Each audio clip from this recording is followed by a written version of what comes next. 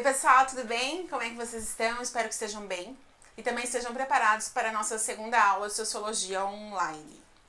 O tema da aula de hoje é a aula 4 do caderno de revisão, o título Modos de Produção e Formações Sociais, certo? Nós estamos na página 14 e vamos até a página 17.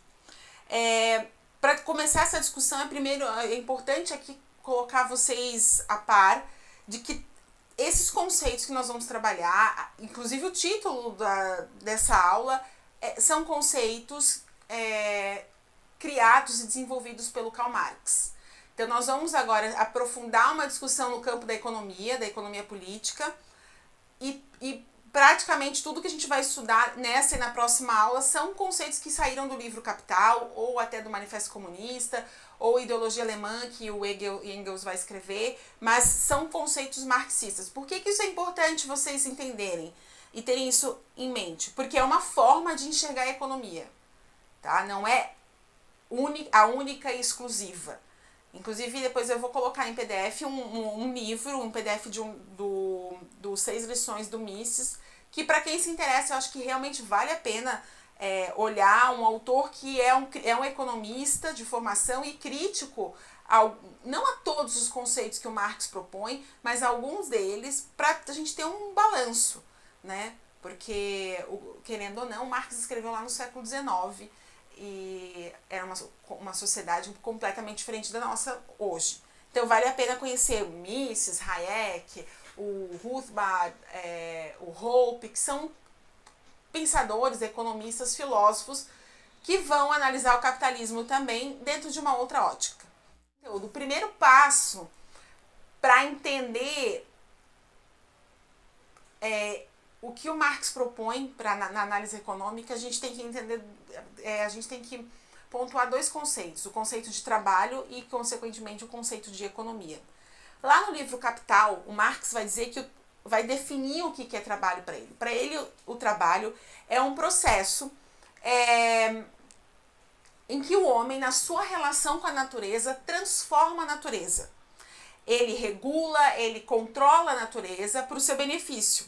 Daí que o Marx vai dizer que o trabalho ele é uma atividade essencialmente racional.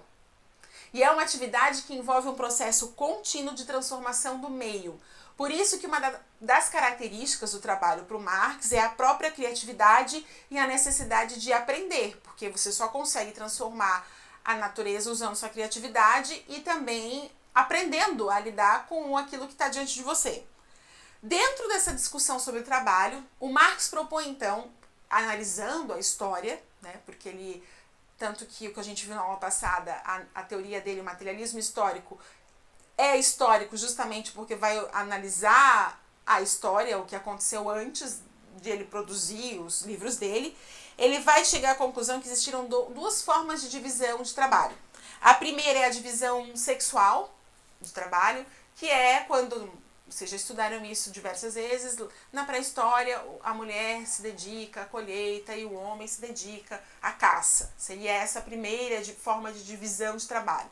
No decorrer dos séculos e do tempo, o Marx percebe que por diversas condições materiais, por o homem necessitar ampliar a sua forma de subsistência, a forma de conseguir produzir seus suprimentos, exige, aí por exemplo, vai desenvolver a agricultura, desenvolver a pecuária, vai surgir uma nova divisão do trabalho, que ele vai chamar de divisão social. Sai um pouco de lado, deixa-se de lado um pouco a questão de gênero ou divisão sexual e passa então para uma divisão pautada no seguinte: vai existir um grupo de pessoas ou um indivíduo X, essa pessoa ou esse grupo vai lidar diretamente com o trabalho, vai carpinar, vai plantar, vai cuidar dos gados, da pecuária, enfim, enquanto um outro grupo ou uma pessoa vai comandar essa atividade. E aí, segundo Marx, a gente tem então a divisão social do trabalho, que para ele vai ser a origem das classes sociais que a gente viu na aula passada, tá? O economista George Reisman, que é um professor emérito, um senhorzinho já lá dos Estados Unidos, ele vai dizer que a divisão do trabalho abre aspas, Um sistema em que o indivíduo ganha seu sustento ao produzir ou ajudar a produzir um bem ou um serviço. Aí percebam que o Weismann não é marxista, né? Porque ele não vai trazer para a discussão a questão de uma classe, um grupo que manda, o outro trabalha. Não. Todos, dentro dessa divisão de trabalho, vão produzir algo. Ou vão contribuir para a produção de algo, ok? Bem, diante disso, do que é o trabalho, do que é a divisão social do trabalho, Marx, então, vai definir, não só ele, outros autores, o que seria a economia. Para a gente entender o que é economia, é importante entender aspectos históricos do que isso hoje para a gente é um conceito, é uma prática. A economia é uma prática. Nós somos influenciados diretamente pelas questões econômicas, tá? Então, ele vai dizer o que vai se propor. Que os homens sempre desenvolveram atividades voltadas para o seu suprimento. Sempre. Vai chegar um momento que vão querer produzir mais para ter lucro, etc. Mas o homem sempre desenvolveu essas atividades. Ele sempre buscou trabalhar para produzir determinados bens. Que atividades seriam essas? Vamos pensar, pode ser produção de alimentos, produção de, deixa eu pegar aqui para não falar besteira, roupas, armas, ferramentas, tudo. E aí, em diferentes contextos históricos, esse tipo de produto que vai ser desenvolvido vai ampliar. E a gente tem os diversos produtos, produções que a gente tem na nossa realidade hoje. Todas essas atividades que vão ser voltadas para suprir as nossas necessidades, isso são chamadas de atividades econômicas. Tá? Mas vai chegar um momento na história que vai se passar da prática econômica, que é essa produção das atividades, de coisas que são necessárias para a nossa subsistência, para uma ciência econômica. O que seria a ciência econômica? É o estudo de como acontece a dinâmica da produção de atividades, a dinâmica do trabalho, resumindo, a dinâmica econômica. Quando que isso vai acontecer? Vocês lembram lá na transição da baixa idade média para alta idade, da alta para baixa idade média, a transição entre o feudalismo e o capitalismo mercantil? Nesse contexto, os homens, os pensadores, os burgueses, comerciantes, vão se dar conta, e aí isso não acontece de um dia para a noite, claro, mas vão se dar conta que além de praticar a economia, era necessário estudar a economia. Para se produzir mais, para se ter mais lucro, para, no fim, depois de um determinado momento, trocar o escambo pela moeda. Tudo isso vai fazer com que o homem perceba a necessidade de entender as dinâmicas econômicas, entender como as trocas acontecem, como o comércio acontece, como ele vai se tornar mais efetivo, tá? E aí, então, a gente tem a emergência da ciência econômica, do estudo da economia. Tá? O que seria, então, aí agora uma questão conceitual, a economia? Para o Max Weber, a economia é a administração de recursos necessários para atingir um objetivo e também é a administração dos modos de se chegar a esse objetivo. Isso é economia, tá? Para o Weismann, que eu já falei para vocês, esse professor americano, ele vai dizer assim, peraí. Falar de Marx me deixa até sem sede não, com sede. Vamos lá. Ele diz assim, abre aspas, ciência que estuda a produção de riqueza que ocorre em um sistema baseado na divisão do trabalho. Esses dois conceitos não se excluem, tá? São só formas de pensar a economia diferentes. Aí vocês podem pensar, professora, mas por que outro conceito? Porque ciências humanas é assim, gente. A gente adora dar conceito para tudo. E falando em conceito, vamos mais um conceito. O conceito de economia política. O que é economia política? É o estudo sistematizado do que? Das ações, tá? É um estudo que se volta para a análise das ações humanas destinadas à produção, distribuição e o consumo de bens. Esses bens, então, proporcionam o desenvolvimento da sociedade. Tá? Por isso, lá no começo eu falei para vocês que existem inúmeras teorias, inúmeras discussões e autores que vão pensar o que é economia. Vão pensar como seria a melhor forma de desenvolver a economia. Para que houvesse mais produção de riqueza e para as pessoas pudessem melhorar, porque só através da produção de riqueza que há a melhoria da vida da população em geral, né? E esses caras vão pensar sobre isso e diversos outros conceitos que agora, na situação que a gente está vivendo, diariamente o jornal fala, né, de liquidez, de Selic, de bolsas, de valores, tudo isso é uma questão econômica e isso toca a nossa vida direta ou indiretamente. E aí eu trouxe uma frase do Mises sobre economia para fechar a definição desses conceitos que eu achei bem interessante, que mostra realmente como a economia ela nos toca, quer a gente queira ou não. Ele diz assim, a economia é universalmente válida e absoluta e simplesmente humana. Então, independente da teoria que cada um de nós aqui tem, concorde ou discorde, enfim, independente disso, a economia nos toca, ela nos atravessa, ela faz parte da nossa vida, certo? Bem, dentro dessa discussão, então, o Marx ele elabora alguns conceitos que mesmo quem não é marxista usa porque fazem sentido. E nós vamos trabalhar alguns desses conceitos, tá? Primeiro deles, o meio de produção. O que é o meio de produção? É todo utensílio, recurso natural que nós usamos para produzir algo. Esse meio de produção, ele pode ter posse coletiva ou privada, certo? Segundo conceito, força de trabalho. A força de trabalho é o homem que vai atuar sobre a natureza e vai transformar ela. Através do quê? Dos meios de produção. Como que ele faz essa transformação? Através do seu trabalho. Esse trabalho vai exigir dele o uso de uma força, de uma energia, que é a força de trabalho. Tá? Essa força de trabalho produz um resultado, que é o produto. Aquilo que vai ser vendido, comercializado, enfim. Então, força de trabalho é a energia do homem utilizada para produzir algo, tá? Outro conceito. Então, nós temos meios de produção, força de trabalho, eles estão todos relacionados, tá? E aí nós temos as forças produtivas. Então, um grupo de pessoa vai usar a sua força de trabalho, vai manusear os meios de produção e nesse processo ele estabelece relações sociais de produção, tá?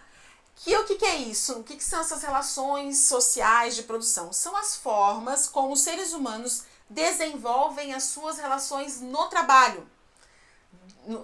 E relações de trabalho principalmente com respeito aos meios de produção, se eles são privados, se eles são coletivos.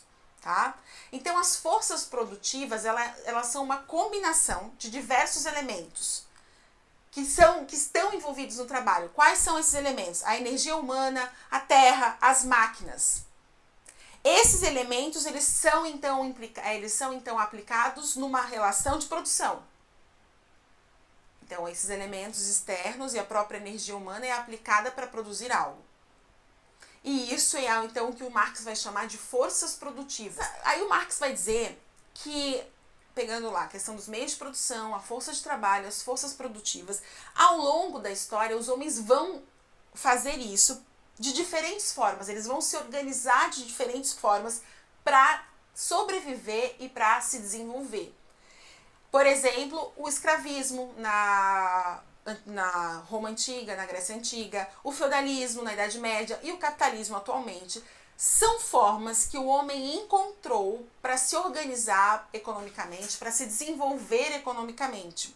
E a essas formas de organização, o Marx dá o nome de modos de produção. Aí você pode perguntar, então os modos de produção estão estritamente relacionados com a economia? Não, é um conceito mais amplo. Na verdade, até a gente pode dizer que o modo de produção é um conceito do tipo ideal. É como se fosse um óculos que se coloca para entender como uma sociedade se organiza, tá?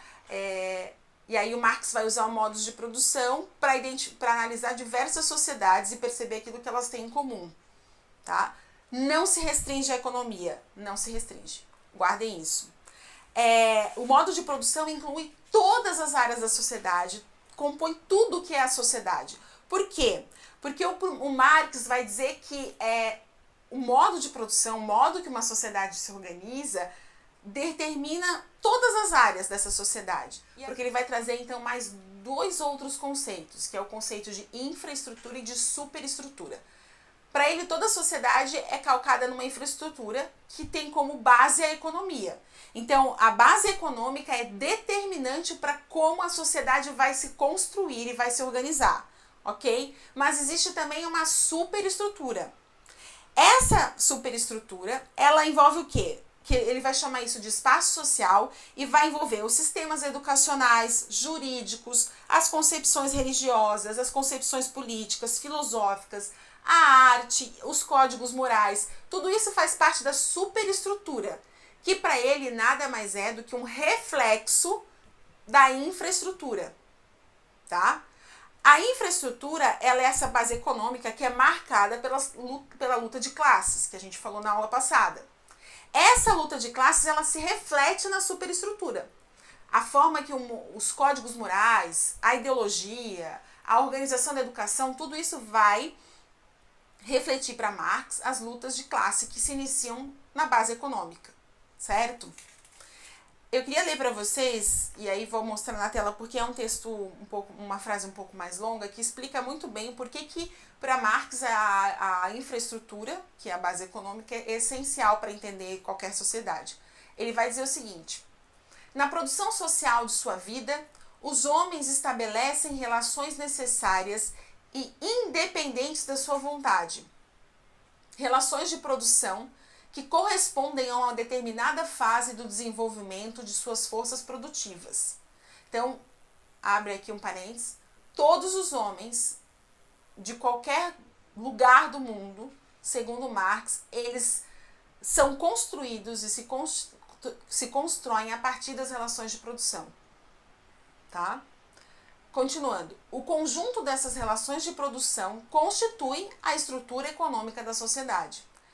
A base real sobre a qual se ergue a superestrutura jurídica e política, a qual correspondem determinadas formas de consciência social.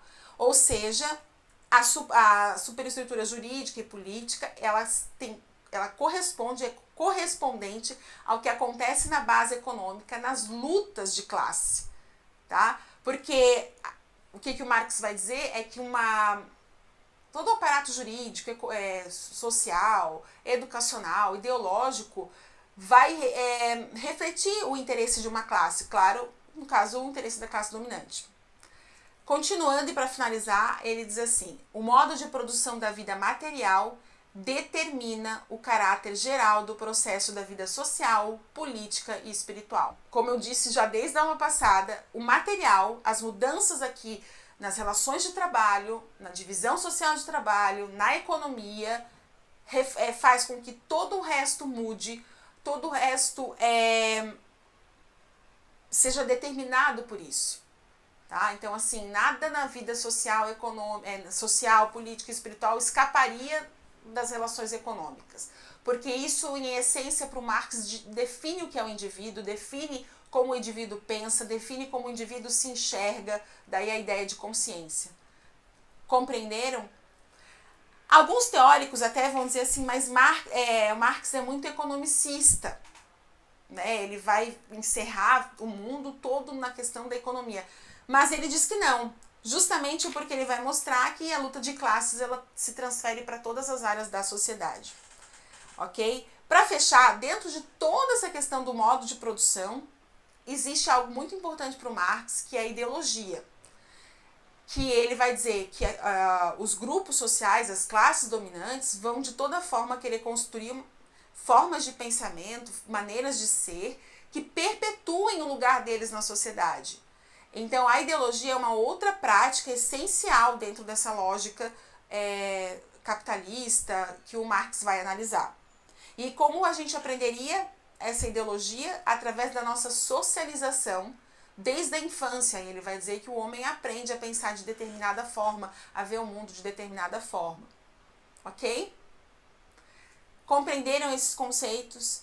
Deem uma retomada na apostila, nas páginas que eu indiquei no começo da aula, página 14 Deixa eu achar aqui no meu papel, peraí, não estou achando, tem muito papel aqui na minha mesa, vocês não conseguem ver.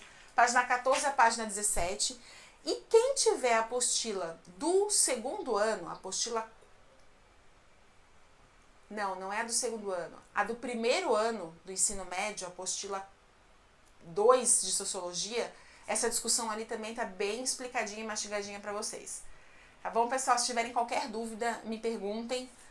Façam a tarefa de classe, porque ela ajuda a entender um pouco mais os conceitos e principalmente nesse contexto de vestibular, que é a realidade de vocês, perceber como é feito, em que se baseiam as questões para vocês estarem respondendo no vestibular, tá bom? Um beijo, se cuidem!